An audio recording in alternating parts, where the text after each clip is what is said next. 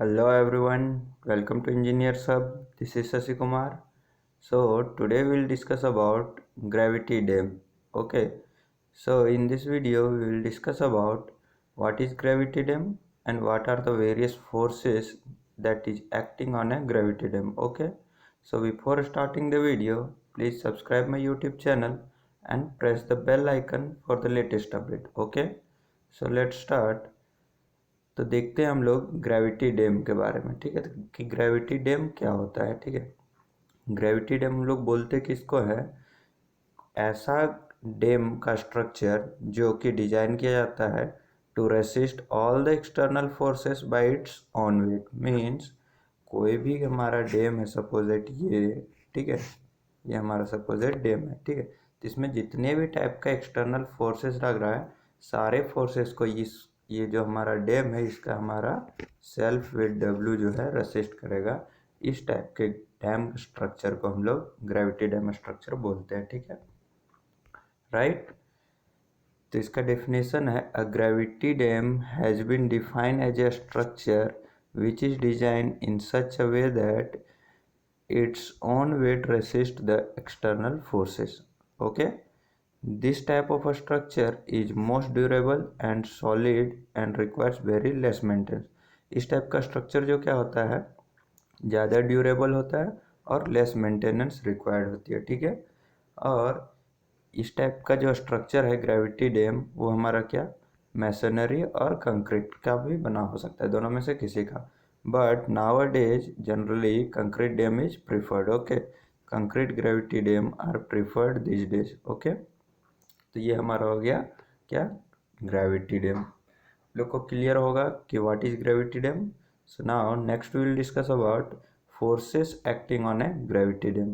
Let's see what are the various forces that are acting on a gravity dam. Okay, so here are the list of forces which is acting on a gravity dam. That is, first one here, weight of the dam. Okay, second one, water pressure. Third one, uplift pressure. Fourth one, wave pressure. Fifth one, silt pressure. And sixth one, ice pressure. So these are the six forces which is acting on a gravity dam. Let's discuss these all the forces one after another, right? So here first one is weight of the dam.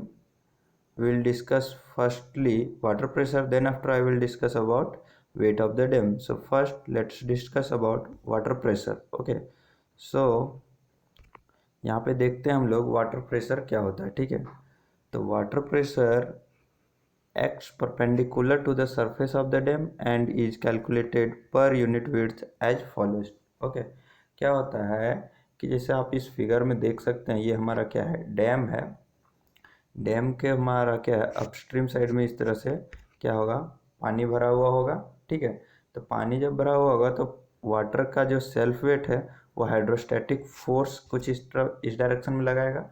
ठीक है, तो इसके लिए हम लोग को क्या करना पड़ेगा, हाइड्रोस्टैटिक फोर्स कैलकुलेशन करने के लिए पहले हम लोग को हाइड्रोस्टैटिक प्रेशर डिस्ट्रीब्यूशन डायग्राम बनाना होगा। तो हाइड्रोस्टैटिक प्रेशर जो है किसके ऊपर डिपेंड करेगा, डेप्थ ऑफ वाटर पे, दैट इज एच पे, right. H is the height of water, और एच का पावर देखें तो 1 मीन्स ये लिनियरली वेरी करेगा क्या, हाइड्रोस्टैटिक फोर्स, इसलिए यहाँ पे ये क्या, लिनियरली वेरी कर रहा है। जब लिनियरली वेरी कर रहा है तो ये क्या हमारा होगा, ये हो जाएगा कुछ ट्राइंगल शेप का, और ये हमारा क्या हो गया, हाइड्रोस्टैटिक प्रेशर फोर्स, राइट। अब क्या है कि ये जो एरिया है हाइड्रोस्टैटिक प्रेशर फोर्स का एरिया अगर निकालेंगे तो वो एरिया ही हमको क्या देगा, वाटर प्रेशर। तो यहाँ पे क्या होगा, बेस विड्थ क्या हो जाएगा हमारा, गामा इंटू एच, और गामा को यहाँ पे क्या इस फॉर्मूला में लिखा गया है ओमेगा से, ओमेगा क्या है, unit weight of the water. ठीक है, तो इसका एरिया जब निकालेंगे तो क्या हो जाएगा, half into base, base is nothing but omega into H into height, height is nothing but H. तो हमारा क्या हो गया, फोर्स क्या आ गया हमारा, water pressure force P equal to half into omega into H square. ठीक है, और ये जो हमारा फोर्स है वो एक्ट करेगा कहाँ पे, h/3 हाइट पे from the bottom, from the bottom से ये जो हाइट है h/3 पे, ये हमारा वाटर प्रेशर फोर्स एक्ट करेगा, राइट। तो ये हमारा हो गया क्या, वाटर प्रेशर फोर्स। ठीक है, इसका और एक यहाँ पे आप फिगर देखिए, कुछ इस टाइप से। ये क्या है, डैम है। सेम यहाँ पे क्या, इधर से ये हाइड्रोस्टैटिक प्रेशर डिस्ट्रीब्यूशन डायग्राम बन रहा है, जिसका एरिया कुछ यहाँ पे निकाला गया है कितना, P1 equal to half gamma W into H square, and it will act at a height of h/3 from the bottom from the left side, और same water pressure force will act for the downstream side water. Okay, तो यहाँ से भी एक हमारा एक water pressure force act करेगा, जिसका हाइट क्या है, टेल वाटर का एच डैश। तो यहाँ पे प्रेशर फोर्स कितना हो जाएगा, half into gamma W into H dash square, and it will act as a H dash by 3 height पे। ओके, ये कितने पे एक्ट करेगा, हमारे एच डैश बाय 3 हाइट पे। ठीक है, तो हमारा नेट वाटर फोर्स कितना हो जाएगा, इधर से जो P1 फोर्स लग रहा है due to the upstream water, and इधर से हमारे पास क्या लग रहा है, P dash force due to of tail water. Okay, so net हमारे पास वाटर प्रेशर फोर्स कितना है, P equal to P1 minus P dash. तो ये हमारे पास क्या आ जाएगा, water pressure force, right. Now our next force is weight of the dam. Okay, तो क्या होता है, weight of the dam is a major resisting force. मैंने इसका ग्रेविटी डैम का इंट्रोडक्शन में ही बताया था कि क्या होता है कि ग्रेविटी डैम या ग्रेविटी डैम का स्ट्रक्चर उसको बोलते हैं जिसमें क्या मेजर फोर्स क्या होता है, उसका सेल्फ वेट होता है, जो कि सारे एक्सटर्नल फोर्सेस को रेसिस्ट करता है। इसीलिए हमारा क्या वेट क्या हो गया, यहाँ पे हमारा मेजर फोर्स होता है, मेजर रेसिस्टिंग फोर्स होता है। ठीक है, और जब हम लोग वेट ऑफ द डैम को कंसिडर करते हैं डिजाइन पॉइंट ऑफ व्यू से, तो हम लोग क्या यूनिट लेंथ कंसिडर करते हैं डैम का। ठीक है, यहाँ से अगर देखें हम लोग तो इसका क्या इस तरह से इस डायरेक्शन में लेंथ होगा, तो हम लोग इसका क्या यूनिट लेंथ कंसिडर करेंगे। ठीक है, तो total length of the dam act at the centre of the gravity of the section. ठीक है, टोटल वेट कहाँ पे एक्ट करेगा, centre of gravity of the dam. तो यहाँ पे W इक्वल टू क्या हो जाएगा, आप देख सकते हैं इस फिगर में, इस पार्ट का वेट क्या हो जाएगा W1, इस पार्ट का वेट हमारे पास W2, और इस पार्ट का वेट हमारे पास हो जाएगा W3, राइट। तो हम लोग क्या है कि W1, W2 और W3 कैसे कैलकुलेशन करेंगे, since we have consider here unit length, so length is 1 and we will multiply the unit weight of the concrete, means material, generally we will use concrete. Okay, unit weight of the concrete into its volume. Since unit length is considered, so area we will multiply of this section, we will get W1, or if we will multiply with this area we will get W2, and we will multiply with this area we will get W3। Okay, तो यहाँ से हमारे पास आ जाएगा क्या, weight of the dam, right. And now our next force is uplift pressure force, right. हमारे पास अपलिफ्ट प्रेशर फोर्स क्या है कि जब uplift pressure force is the upward pressure exerted by the water as it seeps through the body of the dam or its foundation। मतलब कि suppose that ये हमारे पास क्या है, एक डैम है। ठीक है, ये डैम है, तो ये अपस्ट्रीम साइड है, तो यहाँ से कोई क्या है, वाटर क्या है, सीपेज होगा, और इस सीपेज वाटर की वजह से क्या है, अपवर्ड डायरेक्शन में क्या है, अपलिफ्ट प्रेशर फोर्स एक्ट करेगा। और ये किसके ऊपर डिपेंड करेगा, ये हमारा क्या है, कितना डेप्थ ऑफ वाटर है, वाटर का डेप्थ के ऊपर डिपेंड करेगा। ठीक है, तो चलिए देखते हैं कि इसको हम लोग कैलकुलेशन कैसे कर सकते हैं अपलिफ्ट प्रेशर फोर्स को, राइट। तो देखिए हमारे पास दो कंडीशन है कि जो डैम है, डैम में हमारा क्या है, ड्रेनेज गैलरी प्रोवाइड किया गया है या नहीं। तो हमारे पास दो कंडीशन आता है कि इसके बेस पर ड्रेनेज गैलरी प्रोवाइड किया गया है कि नहीं। अगर ड्रेनेज गैलरी नहीं प्रोवाइड किया गया है तो हमारे पास अपलिफ्ट प्रेशर फोर्स कितना होगा वो देखते हैं पहले। ठीक है, अगर ड्रेनेज गैलरी नहीं प्रोवाइड किया गया है तो हम लोग क्या पहले क्या बनाएंगे, हम लोग अपलिफ्ट प्रेशर डिस्ट्रीब्यूशन डायग्राम बनाएंगे। वो कैसे बनाएंगे, ये देखिए, ये जो डैम है इसका ये अपस्ट्रीम साइड है, ये डाउन स्ट्रीम साइड है। अपस्ट्रीम साइड में वाटर का डेप्थ कितना है, कैपिटल H, और डाउन स्ट्रीम साइड में वाटर का डेप्थ कितना है, tail water depth H dash. ठीक है, तो इस पॉइंट पे हमारे पास कितना हो जाएगा अपलिफ्ट प्रेशर डिस्ट्रीब्यूशन डायग्राम का depth gamma W into capital H, और इस साइड में कितना हो जाएगा gamma W into H dash. तो ये जो हमारा ट्रेपेजॉइडल एरिया होगा, ठीक है, तो ये एरिया जो हमारा देगा वो हमारे पास क्या देगा, अपलिफ्ट प्रेशर फोर्स देगा, ठीक है। इसका जो एरिया निकालेंगे, ठीक है, कुछ पी यू से डिनोट करेंगे, you for uplift pressure, right. और अगर हमारे पास क्या है ड्रेनेज गैलरी प्रोवाइड किया हुआ गया हुआ रहेगा तो हम लोग का क्या होगा, सेम क्या है हिल पॉइंट पे अपस्ट्रीम साइड पे जो प्रेशर डिस्ट्रीब्यूशन डायग्राम का विड्थ होगा वो कितना होगा गामा डब्ल्यू इंटू एच, और डाउनस्ट्रीम साइड पे जहाँ टेल वाटर का रहेगा वहाँ पे कितना हो जाएगा gamma W into H dash.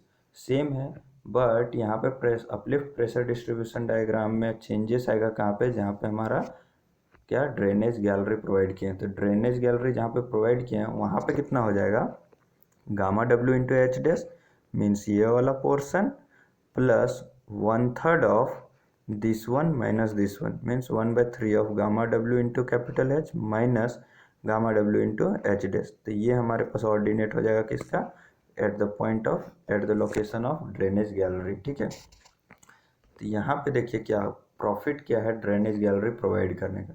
Drainage gallery provide करने से हमारे पास क्या होता है कि अपलिफ्ट प्रेशर फोर्स कम लगता है, जिससे हमारा क्या है स्टेबिलिटी, क्या है stability of the gravity dam increase करता है, ठीक है, ज़्यादा स्टेबिलिटी प्रोवाइड करता है। और कितना स्टेबिलिटी ज़्यादा प्रोवाइड करता है ड्रेनेज गैलरी प्रोवाइड करने पे, वो देखिए ये जो हमारा प्रेशर डिस्ट्रीब्यूशन डायग्राम है, ठीक है, यहाँ पे ऐसे ये जो एक्स्ट्रा पोर्शन है ये वाला पोर्शन, ठीक है, ये हमारा क्या है सेविंग है, मतलब इतना जो है ज़्यादा हम लोग को इतना एरिया मीन्स इतना अपलिफ्ट प्रेशर फोर्स कम एक्ट करता है जब हम लोग ड्रेनेज गैलरी प्रोवाइड करते हैं।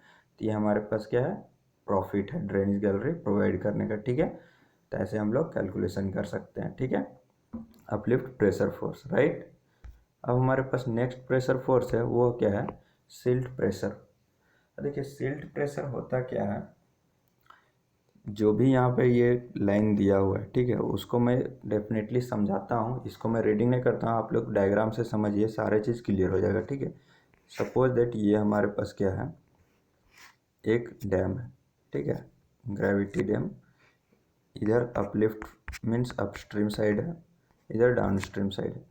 तो अपस्ट्रीम साइड में हम लोग ये हाइड्रोलिक स्ट्रक्चर कब बनाते हैं, कोई भी रिवर जब होता है, तो रिवर जब वाटर फ्लो करके इधर से आता है तो यहाँ पे क्या है इसके हिल पोजीशन पे कुछ सिल्ट मटेरियल डिपॉजिट कर देता है कुछ हाइट तक, कुछ इस टाइप से, ठीक है, ठीक है। तो ये जो सिल्ट मटेरियल है वो as a active earth pressure यहाँ पे फोर्स लगाता है, एक्टिव अर्थ प्रेशर फोर्स, ठीक है। तो ये जो active earth pressure force due to of this silt, उसी को हम लोग बोलते हैं क्या अर्थ सिल्ट प्रेशर बोलते हैं, ठीक है। तो अब ये सिल्ट प्रेशर को कैसे कैलकुलेशन कर सकते हैं वो देखिए, ये हमारे पास क्या है सपोज दैट डैम है, ठीक है। तो सिल्ट प्रेशर डिस्ट्रीब्यूशन डायग्राम अगर हम लोग बनाएंगे earth pressure distribution diagram means active earth pressure distribution diagram, तो वो कुछ ट्राइंगल टाइप से बनेगा। और ट्राइंगल कितना हाइट होगा, जितना हाइट हमारा सिल्ट का होगा, जिसको हम लोग HS से डिनोट कर सकते हैं, ठीक है। तो ये जो pressure distribution active earth pressure diagram होगा सिल्ट का, उसका जो एरिया निकालेंगे हम लोग वही हमारे पास क्या हो जाएगा सिल्ट प्रेशर हो जाएगा, ठीक है। और सिल्ट प्रेशर कितना पे एक्ट करेगा HS/3 height from the bottom से, ठीक है। तो वही चीज़ मैंने यहाँ पे किया, यहाँ पे क्या एक्टिव अर्थ प्रेशर का कितना हो जाएगा gamma S into HS into KA, ठीक है। तो गामा S क्या है यहाँ पर submerge unit weight of the silt, ठीक है, और HS क्या है H of height of the silt, ठीक है। तो इसका एरिया निकालेंगे तो हमारे पास क्या हो जाएगा half into gamma S dash into HS square into K, इसका area half into base into height करेंगे, राइट। और यहाँ पे KA हमारे पास क्या है, KA हमारे पास क्या है coefficient of active earth pressure, KA equal to क्या है coefficient of active earth pressure, right. और ये हमारे पास कितना होता है 1 minus sine five by 1 plus sine five, और फाइव क्या है हमारे पास angle of internal friction, angle of internal friction of silt material. ठीक है, ये फाई हम लोग को कैसे मिलेगा, शियर स्ट्रेंथ टेस्ट करने पे मिलता है। ठीक है राइट, ये हमारे पास क्या हो गया, सिल्ट प्रेशर फोर्स। राइट, अब हमारे पास नेक्स्ट है वेव प्रेशर। नेक्स्ट हमारे पास फोर्स कौन सा है, वेव प्रेशर। वेव प्रेशर क्या है, ये हमारा wave pressure are generated on the reservoir surface because of the wind blowing over it. Means जब हवा बहती है अपस्ट्रीम साइड में तो हमारे पास क्या है, वेव प्रेशर फोर्स डेवलप होता है। और वो प्रेशर फोर्स किसके ऊपर डिपेंड करता है, हाइट ऑफ द वेव पे, कि कितना वेव का हाइट है उसके ऊपर ये डिपेंड करेगा। राइट, अब देखिए height of the wave calculation करने का हमारे पास दो फार्मूला है। वो हमारे पास पहला क्या है, HW=0.0322 √√VF plus 0.763 minus 0.271 F⁴ four F is less than 32 kilometre. F क्या है मेरे पास यहाँ पे, फेच और straight length of the expansion kilometre. Means in simple way you can say F is the width of the dam. Means dam का width कितना है वो बोल सकते हैं। ठीक है, अगर ये हमारा 32 किलोमीटर से कम हुआ तो, और अगर 32 किलोमीटर से ज़्यादा होगा तो हमारे पास क्या है, height of the wave calculation कैसे करेंगे, 0.0322 √VF for F is greater than 32। अब हमारे पास यहाँ पे H क्या है, height of the wave in metre between trough and crest, and V is the wind velocity in kilometre per hour. ठीक है, तो इससे हम लोग वेव प्रेशर कैलकुलेशन कर सकते हैं। ठीक है, अब हमारे पास क्या है, नेक्स्ट आइस प्रेशर। ठीक है, अब देखिए आइस प्रेशर एक्चुअली हर जगह पे इम्पोर्टेंट नहीं होता है, बट कहाँ पे इम्पोर्टेंट होता है वो देखते हैं। ये हमारा जब कोल्ड कंट्रीज में या फिर हाईली एलिवेटेड पॉइंट पे हम लोग अगर डैम को कंस्ट्रक्ट करेंगे तो उस जगह पे हम लोग को क्या, आइस प्रेशर का इम्पोर्टेंस बहुत ही ज़्यादा बढ़ जाता है। ठीक है, इम्पोर्टेंस। राइट, तो हम लोग उस जगह पे क्यों बढ़ जाता है, क्योंकि the ice is formed on the water surface of the reservoir is subjected to expansion and contraction due to the temperature variation। means ये अगर हमारे पास क्या है, डैम है, इसमें जो वाटर है अगर इसमें क्या आइस फॉर्म हो जाएगा, ठीक है, और आइस में को अगर हम लोग का चेंज होगा due to the change in variation तो क्या होगा, एक्सपेंशन और कॉन्ट्रैक्शन हो सकता है, जिसके वजह से ये बहुत ही इंपॉर्टेंट है। और जो भी हमारे पास आइस होता है और आइस का जो thermal coefficient of thermal expansion होता है वो कितना होता है, 5 times more than that of the concrete. Concrete का जो कोफिशिएंट ऑफ थर्मल एक्सपेंशन है उसका 5 गुना होता है। इसीलिए हम लोग को क्या, आइस प्रेशर हम लोग को इम्पोर्टेंस पड़ता है जहाँ पे कोल्ड कंट्री होता है और या फिर हाईली एलिवेटेड पॉइंट पे जब हम लोग कंस्ट्रक्ट करते हैं। ठीक है, तो ये हमारे पास हो गया क्या, आइस प्रेशर। अब हमारे पास नेक्स्ट है इम्पॉर्टेंट चीज़ है, वो क्या है, combination of loading for design. Means हम लोग जब डिज़ाइन करेंगे ग्रेविटी डैम का तो कौन कौन सा लोडिंग कम्बिनेशन यूज करेंगे। ठीक है, तो हमारे पास 7 टाइप्स का लोडिंग कंडीशन है, उसमें से जो भी मैक्सिमम होगा उसको हम लोग क्या करेंगे, यूज करेंगे for the design of gravity dam.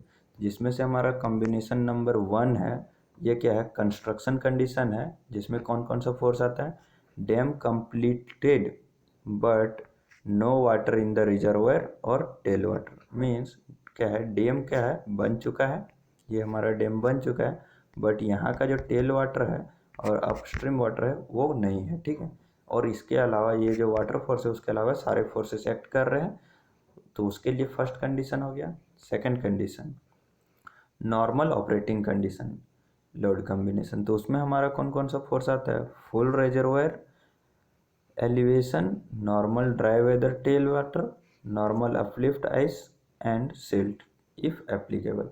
Means इसमें देखिए क्या है, डैम है, ठीक है, इस डैम में क्या है, टेल वाटर भी नॉर्मल है और इधर अपस्ट्रीम साइड जो वाटर है वो कितना है, मैक्सिमम लेवल पे है। ठीक है, फुल जितना मैक्सिमम कैपेसिटी जिसके लिए हम लोग डिजाइन कर रहे हैं, ठीक है, उसका नॉर्मल अपलिफ्ट है और आइस एंड सिल्ट प्रेशर, ये सारे फोर्सेस है, ठीक है। तो इसके कॉम्बिनेशन में जो भी फोर्स आएगा, ठीक है, हमारा दूसरा कॉम्बिनेशन। थर्ड वन कॉम्बिनेशन क्या है, reservoir at maximum flood level elevation, all gates are open, tail water at flood elevation, normal uplift and silt, ठीक है। क्या रिजर्वायर का जो वाटर लेवल है वो भी कितना होगा, मैक्सिमम फ्लड लेवल पे होगा, और जो भी गेट्स हैं मीन्स जितने भी स्पिलवेज हम लोग प्रोवाइड किए हैं वो क्या है, सारा ओपन होगा, और टेल वाटर जो होगा वो फ्लड लेवल पे होगा, और नॉर्मल अपलिफ्ट एंड सिल्ट अगर एप्लीकेबल है तो वो इतने सारे फोर्सेस एक्ट करेंगे, तो इसके बेसिस पे जो भी हमारे पास लोडिंग आएगा, ठीक है।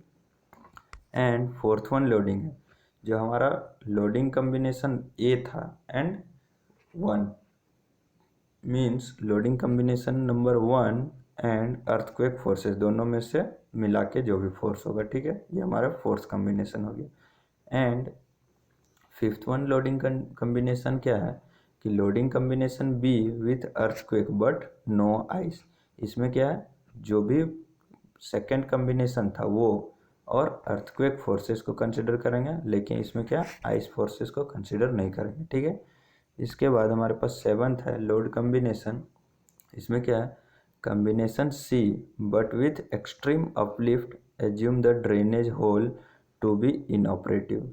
देखिए क्या है, इसमें से हमारा लोडिंग कॉम्बिनेशन जो थर्ड लोडिंग कॉम्बिनेशन था उसके साथ क्या extreme uplift means maximum possible जो भी अपलिफ्ट प्रेशर फोर्स होगा उसको कंसिडर करेंगे, और ये मान के चलेंगे कि ड्रेनेज होल कोई भी ऑपरेटिव कंडीशन पे नहीं है मीन्स इनऑपरेटिव है, ठीक है। ये हमारा 6 कॉम्बिनेशन है। और हमारे पास next and last 7th combination है combination E but with extreme uplift drains inoperative. इसमें क्या है, E means load combination 5 plus extreme uplift है, इसमें भी क्या है ड्रेनेज इनऑपरेटिव कंडीशन है, ठीक है। तो ये हमारे पास 7 लोडिंग कॉम्बिनेशन था for the design of gravity dam. Will consider the design forces based on this 7 load combination and we will consider with the maximum among all 7 forces, right, for the design purpose. So here I will stop this video. In the next video we will discuss about the failure of gravity dam, that how many types of failure may occur and what are the reasons of failure of the gravity dam. Okay, so if you like this video, share this to your friends and subscribe this channel. Thank you.